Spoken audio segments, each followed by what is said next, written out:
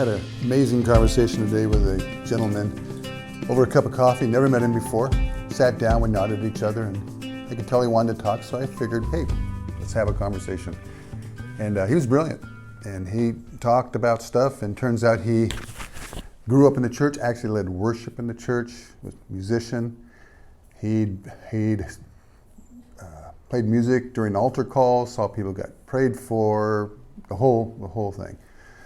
And he grew sour because he saw so many people coming to church, coming to the altar over and over again, and what discouraged him, he didn't see too much change. He's a very analytical guy. He's very practical, and actually he was a practicing Christian in the sense that he was a good man. We talked about how he uses his money and how he serves and does things. He's a humanitarian, but he's just not sure about the God thing anymore. You know, a lot of people asking those questions come out of the church, calling it deconstruction, thinking a lot about, well, why do I even bother to go to church, and what are these topics about hell that I hear that I'm questioning and wondering? That's a big subject that comes up, or the nature of God, or all these questions you're hearing about. And to me, it breaks down partly of what's happened in the church that we've missed some of these people. And I'm not one to blame the church, but I think we can learn from these things. And so the question I keep asking people is, what is church? What's its purpose? And I think we're missing some things. Now, I love the church. I love the way it gathers. I think there's many ways to gather, but I find there's something missing many times, and it's this idea of relational connection. That's where when I talk to people who've left the church, something's offended them, something's hurt them. Now they got to own that, okay? We all have to be responsible for our own stuff. But needless to say, sometimes the church does unnecessary things to hurt people, to confuse people, to offend people. So again, asking the question, what is church? And I broke it down to a simple formula. And I've had to, because in my ministry, I travel a lot. It's hard to say one place is home because I move among churches. I have a couple of churches where I have great relationships that I would consider a home base, so to speak. But still on the road a lot. I mean, imagine Paul. Some would say he was connected to Jerusalem, and I believe that. I believe he had a respect for the leaders there. He submitted his ministry there. But think about it. Paul maybe visited 3 times in his whole life for short periods of time. So where did he get his relational connections? And I think that's an important part of this. It's not the whole piece, but it's an important one, is relational connections. And the word that comes up many times is this idea of one another. Do you know, there's dozens of references in the Bible about one another. Love one another. Pray for one another. Heal one another. Be hospitable towards one another. Be kind. I mean, it just goes on and on and on. So a question I ask people is, who do you do your one another's with? And what that means is, who really knows you? Who can encourage you? Who can correct you? And I find many times, in my role as a pastor, people would say, Mike, we love you, you're our pastor, we want to be with you. And it's true until I had to say no, or until I brought some correction.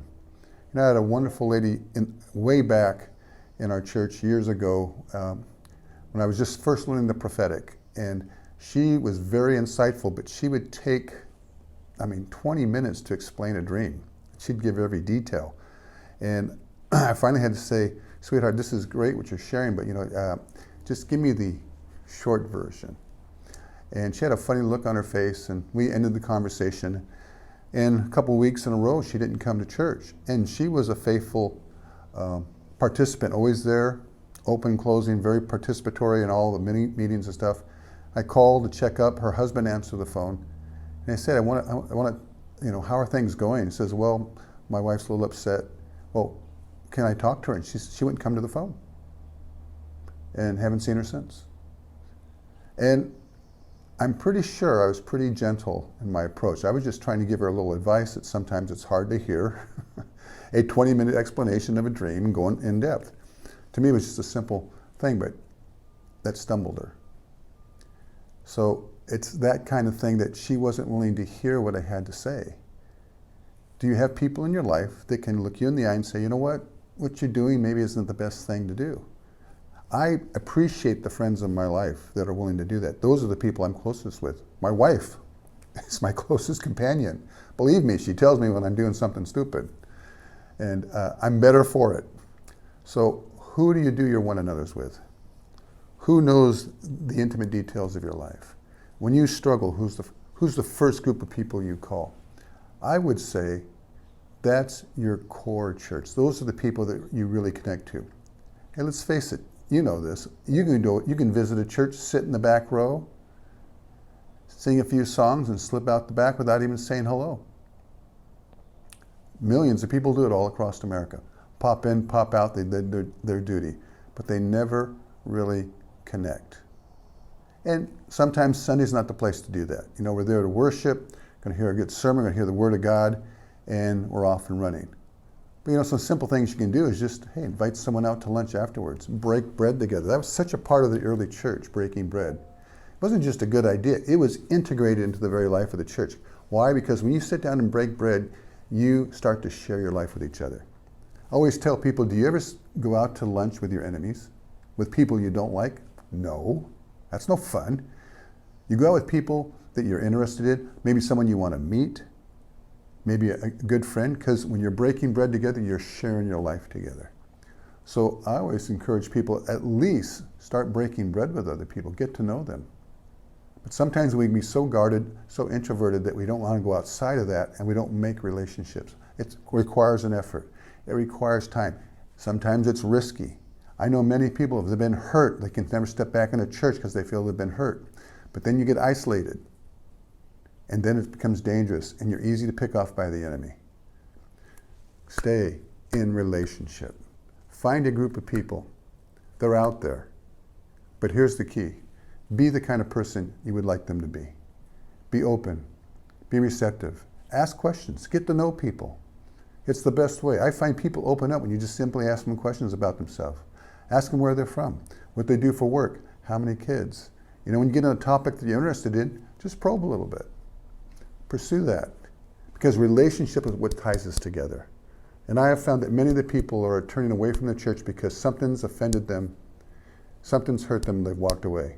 The church has to own their responsibility in that. We've got to communicate and relate to people better. And those who've been offended, I just encourage you. I say this in all love. You got to get over it. It won't help you to stay offended. Go to God and forgive. The very core of Christianity is the forgiveness shown to us through Jesus Christ. And if we can't forgive others, we only end up hurting ourselves.